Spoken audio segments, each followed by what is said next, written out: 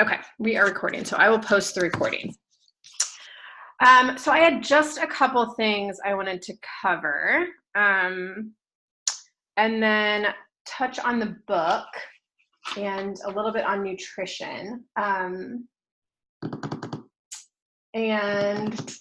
try to keep it quick.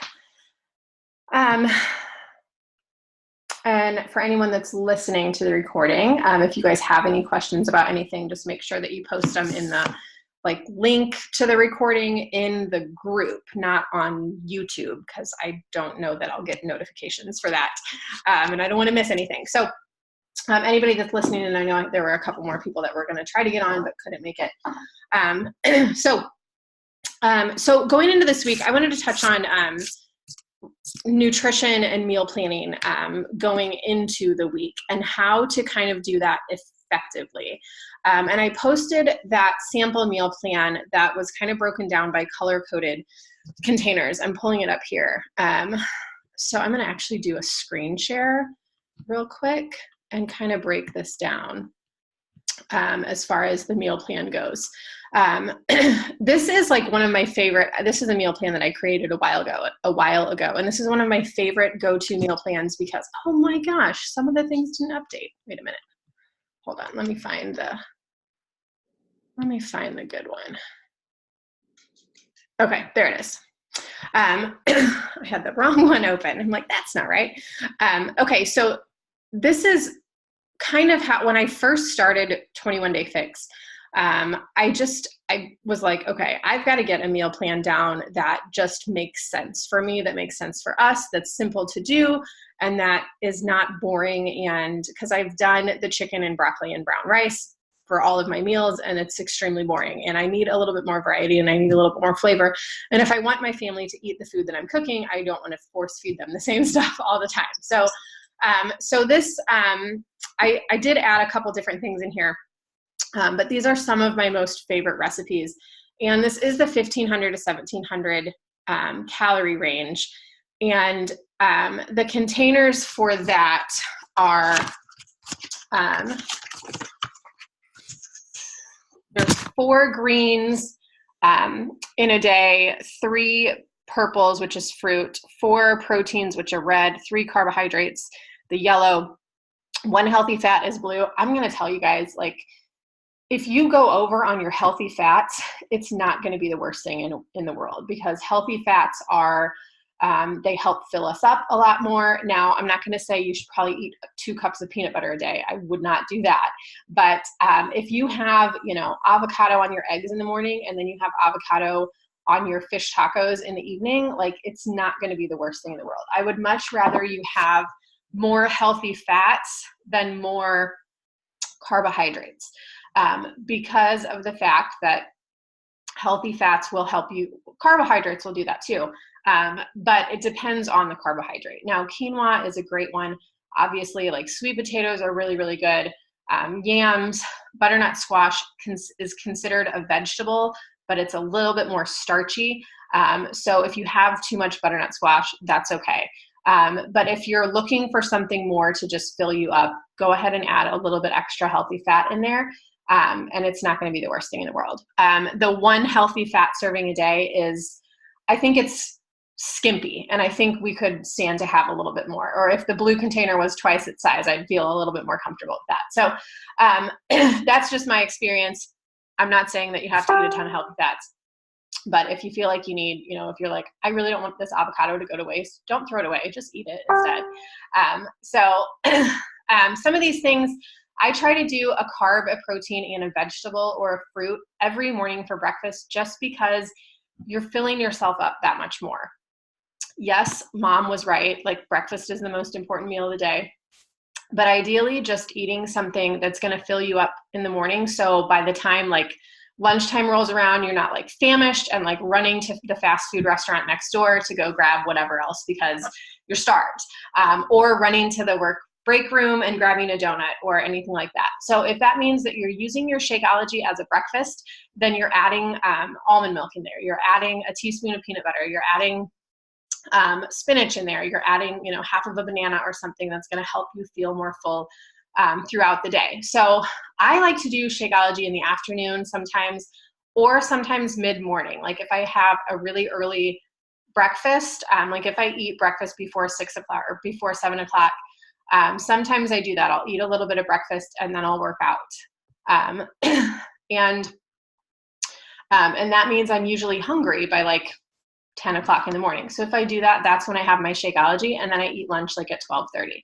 Eating every 2 to 3 hours is much better for you than like eating twice in a day. I know there's people that do intermittent fasting. I know that sometimes people that works for, I don't know, but I've talked to trainers, I've talked to nutritionists, and the recommendation is always to be eat the food rather than not eat the food. So 2 to 3 hours, even 3 to 4 hours sometimes, you're putting food in your body that you can use as fuel, because that's going to keep your metabolism going, and that's going to keep your body in that constant state of where you're burning calories by digesting food.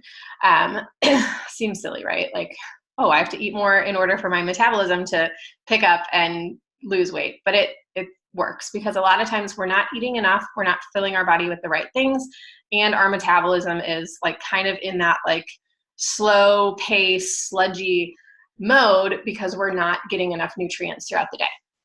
So I did break these down by containers.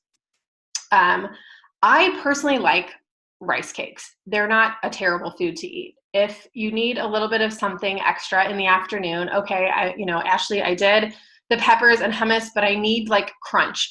A rice cake is not terrible. It's much better than a handful of like Lay's potato chips. It's much better than, than grabbing a bunch of like Ritz crackers or something like that. And one rice cake is really, I think it's like 30 calories, and it's like eating paper. So that's why I like to put things on it, like peanut butter, apple, a little bit of cinnamon, and make it into a more wholesome snack than just, eating a rice cake. Or maybe you put your hummus on there and your peppers on the top. But whenever I've done bikini competitions, rice cakes and peanut butter were always my snack. And that helped me get in really great shape. So I personally am a fan of rice cakes. I haven't put them on meal plans yet, because I think sometimes people see them and they're like, that's diet food. Well, no, you can dress it up a lot more, and they are a really good snack. Now there's ones that are like flavored. I know there's like caramel ones that are loaded with like corn syrup and sugar and stuff. I'm not talking about those kind of rice cakes. I'm talking about just the plain ones. There's ones with sea salt, and then you can dress them up on your own too. They do make dark chocolate hummus now, and they also make a red velvet hummus. And I actually just bought some at the grocery store yesterday. It's not the best kind of hummus. There is sugar in it.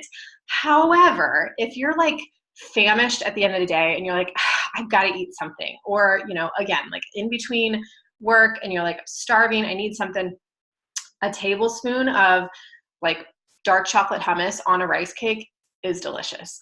I know it sounds like an oxymoron, right? But it's really, it's a good treat that will help keep the cravings away. So I do throw rice cakes in here. All of these ones that are underlined do have a link attached that will take you straight to the Beachbody blog. Oh goodness, I probably should have checked these links, because this is not the one that I was looking for. I'll have to go back and edit these. Let's see, this one should go to my blog. Yep, this is one of my favorites. So a lot of these links in here are super, super yummy. This is a vegetarian one. You can add ground beef, ground turkey, ground chicken to that.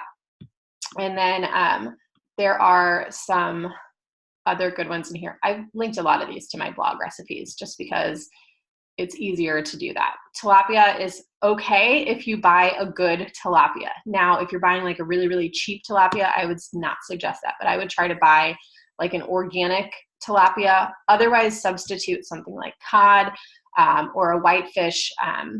Baked and marinated is much better than just, or if you have an air fryer, drizzling it with a little oil and then tossing it in just a couple tablespoons of breadcrumbs is a really, really good alternative too. So all kinds of yummy stuff in here. And then just, putting this meal plan out in front of you and going, okay, so I know that like these are going to be my breakfast for the week, or plan out your blank meal plan. This is what I'm going to do for breakfast this week. These are what I'm going to do for my lunches. These are the dinners that I'm going to make. Maybe you double batch some of your dinners, and that way that's one less meal that you have to cook. You just double batch the ingredients. This is one of our most favorite stews, and every time I make it, my husband goes crazy. And I love that my kids love it because there's butternut squash in it, which is a vegetable, and they like don't even really notice it. And you can also mash up this butternut squash, and that makes it a little bit thicker instead of like more brothy. And it actually turns into a really good, thick, hearty stew. You can add things like sweet potatoes to this to add that extra carb in there. This is primarily like a meat and veggie based stew though. I do have Greek yogurt on here. I do have cottage cheese on here. It's a great source of protein. If you are dairy sensitive, well, then we'll take that out, obviously. But they do make now almond milk yogurts. I just am always very cautious about the sugar content on yogurt, and I always like to do just plain 1%, 2% yogurts. Or just the plain little containers of Greek yogurt, and then you're adding a little bit of honey, you're adding a little bit of peanut butter, you're adding a tablespoon of Shakeology in there to kind of give it some more flavor, or maybe tossing in like some frozen raspberries, just to kind of flavor it up, because those sweetened Greek yogurts tend to have a lot more sugar in them than what we would like. Now, if you look just at a container of Greek yogurt that's plain, doesn't have any added sweeteners, doesn't have any, and yogurt's like the biggest culprit for having all this added sugar in there. Just plain dairy products, you'll notice, have like 9 to 11 grams of sugar in it. That's lactose sugar. It's natural milk sugar. It's something that naturally occurs in dairy products. It's not something that like they just really can't remove it. It's just a natural occurring lactose sugar in dairy products. It doesn't mean that it's been sweetened. It's just like the natural in excuse me, Greek yogurts. So cottage cheese Greek yogurt plain is great. If you need to sweeten it up, you can add a little bit of fruit. And I like to add Shakeology to mine just because I know that Shakeology is not terrible, and it's a good flavor, especially when you do, like I do the cookie dough with vanilla vegan, and sometimes I do a couple chocolate chips in there, a little bit of vanilla and peanut butter, and it tastes like cookie dough. It makes the texture of cookie dough. Or I do chocolate with a little bit of peanut butter in there, and it's almost kind of like brownie batter. Frozen veggies, again, or frozen fruits are good to add in there. And then cottage cheese sometimes is really good with like dill. Sounds weird, but like I like to put dill in mine and kind of like make it a little bit more tart. Sometimes just a couple chopped up pickles on there too is really, really good. Pickles are like, unless you're eating a whole jar in one sitting, pickles are not terrible. So I kind of wanted to just dive in and explain a little bit of what this meal plan is like. And this is stuff that like usually on Sunday, we'll cook a couple things. Like we'll cook chicken. I'll cook, ground turkey, like for sweet potatoes. I'll take, leftover ground turkey and use it the next day, or I'll use turkey lunch meat. But we cook a lot of chicken usually on a Sunday to use for things during the week. And then I'll usually cook again on Wednesday, except for my dinners. Today, it was easy to just throw chicken and tomatoes and vegetables and some beans in a crock pot and turn it on. It's like icing outside, and I don't even want to deal with going to the grocery store, which I needed to do today. So I'm like, I have stuff to make like a chicken stew. I'm going to throw some cauliflower rice in there for extra veggies and some vegetable broth, and make that today. So that's going to last me for probably a couple meals, and then hopefully tomorrow night I can get my stuffed sweet potatoes made for dinner. Any questions about meal plan? I don't think so. Okay. And again, meal planning is like totally trial and error. Some days it's like, okay, if I can just make, sometimes it's like cooking a bunch of hard boiled eggs and like buying some healthy like lunch meat, and using, turkey and avocado and like romaine lettuce leaves and like a smear of hummus for like an easy lunch or snack or something like that. Just something you can throw in a lunch bag, to take with, cooking a couple things on the weekend if you can. And like stews and stuff during the weeknights are a quick and easy fix too. But yeah, again, like we just try to plan ahead. Sometimes that doesn't happen with the chaos and stuff, but I think a lot of it comes down to like when you're shopping, if you opt for like healthier, or just more fresh produce, frozen veggies are much better than canned. Definitely, like if you're doing grains, brown rice, quinoa doesn't really matter on the quinoa as long as it's not like bleached, which I think bleached quinoa is like really, really hard to find, but I know that they've made it. But raw quinoa and raw, like bulgur grain and lentils are a lot better than like pre-packaged that are like in a sauce or like in a box where you add a sauce packet, or something like that. Because those like seasonings or packets usually have a lot of processed stuff in them. So if you can buy fresh and season it on your own, that's a much better alternative too. And like you can't go wrong with sweet potatoes, or those mini, like we like those little mini multicolored potatoes that we can just chop in half and like roast in the oven and use that as a side too. Okay. Any questions about anything? I don't think so. Okay. And then I do have some more recipes I want to share in the group today too. So that's what I need because I'm getting just repetitive. Okay. So I do have quite a few on my blog, which is fitmommyashley.com. And then this Team Beachbody blog has a really good, this is one of my favorite, I'm going to go back to screen share. Things to do when I'm searching for recipes is just go to this Beachbody On Demand. I just Google Beachbody On Demand recipes or blog. And then I go into like, I do a lot of chicken. So you just click on, I click on chicken. Where did it go? And then I dive into some of these. Like I've made this countless times and it's one of my favorite. Chicken tacos. I mean, I love tacos. I will eat tacos for every meal if I can.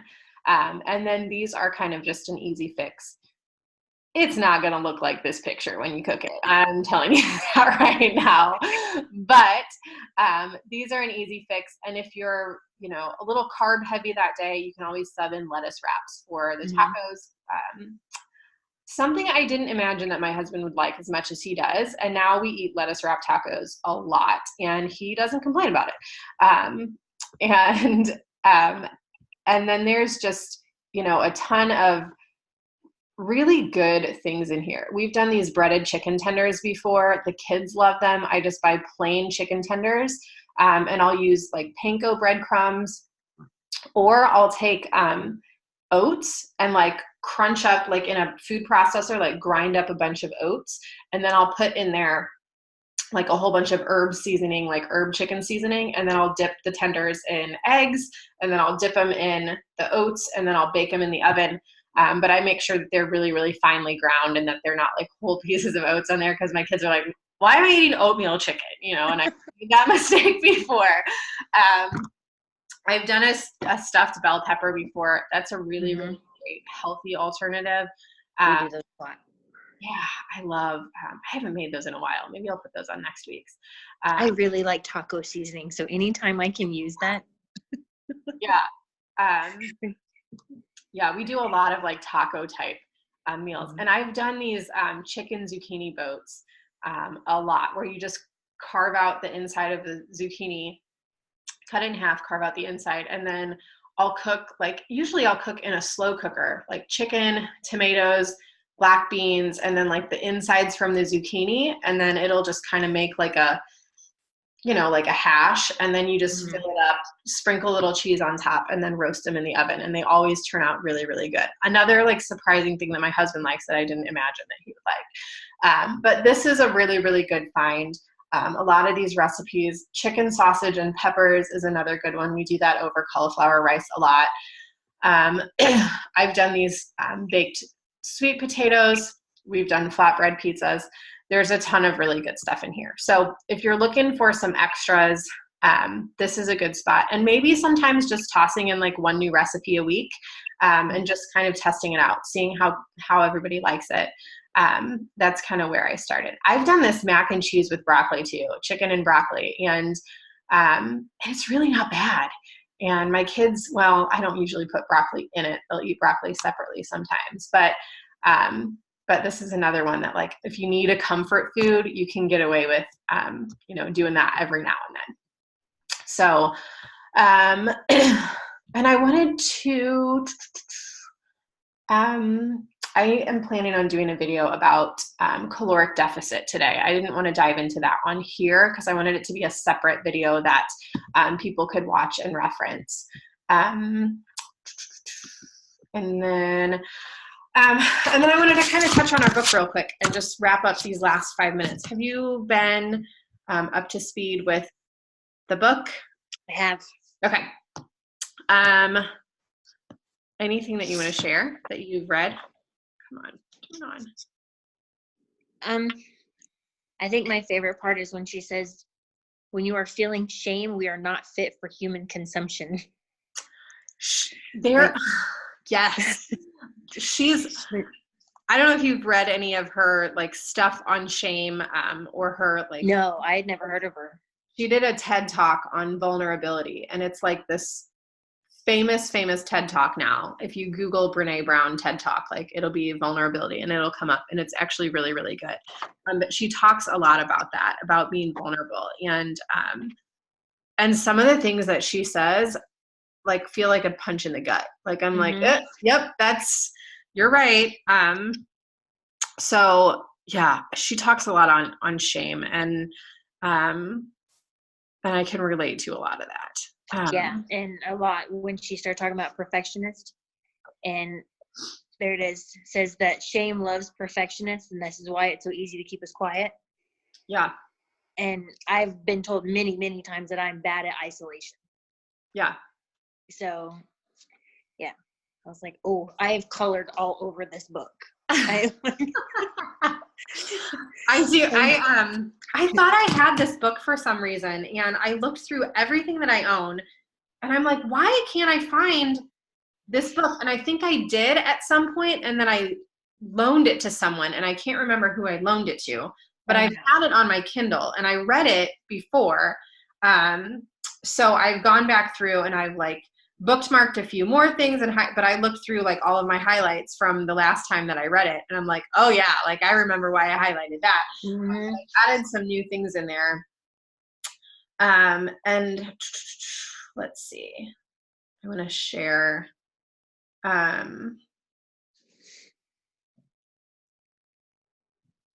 Because we're human and so beautifully imperfect, we get to practice using our tools on a daily basis. In this way, courage, compassion, and connection become gifts, the gifts of imperfection. Yes, I'm imperfect and vulnerable and sometimes afraid, but that doesn't change the truth that I'm also brave and worthy of love and belonging. And that for me was a big one. That and it kind of goes hand in hand with shame, like where you just feel like I struggle with anxiety, and like I feel like, sometimes attacked like by my own self and by my own anxiety and stuff. And then like it makes me feel really flawed, and it makes me feel really vulnerable, and it's really hard to share that sometimes, especially when you're talking about it with somebody who doesn't experience it or hasn't, and same thing with like depression, because I've struggled with that in the past too. And it's really, really hard to like share some of those insecurities with other people. But like diving into them a lot more and knowing that like just because I deal with X, Y, and Z doesn't make me any like less of a person than anybody Right. else. And I think she does really good with talking about a lot of that. What else? What else? Oh, this one was a good one. Courage sounds great, but we need to talk about how it requires us to let go of what other people think. And for most of us, that's scary. Compassion is something we all want, but are we willing to look at why boundary setting and saying no is a critical component of compassion? Are we willing to say no, even if we're disappointing someone? Belonging is an essential component of wholehearted living, but first we have to cultivate self-acceptance. Why is this such a struggle? I say yes to everything all the time.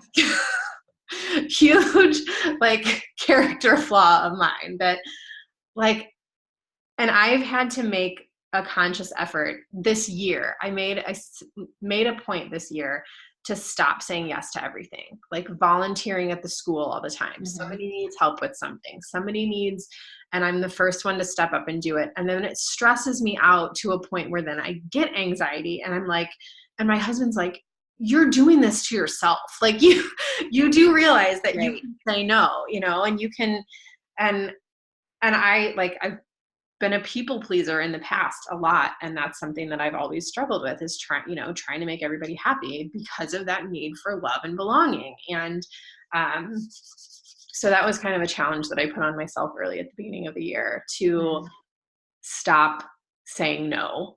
Stop saying yes to everything and start saying no. And I'm eager to read Rachel Hollis's new book, Girl Stop Apologizing. Me too. Because that's something that I'm like, and I notice that I do it, that like, I'll send a message to somebody and I'll start it out with like, sorry. And I'm like, I don't need to apologize for that, or like, just silly things like that aren't worthy of an apology, yet I put one on there anyway. And then it makes me feel guilty by saying sorry. Because I don't even need to say sorry. So we'll do a book club for that when it comes out, like in April. I think it comes out in March, but I'll probably do an April book club type group. That'll be a good one. Yeah. So we have, I don't even have my notebook down here. The next series of, of course I just exited out of it. We are doing, 4 through 6, 4, 5, and 6. Is that what I had next? Or is it 3, 4, and 5? I think it's 3, 4, and 5 because I think we were doing through 2 this time. Okay. Okay.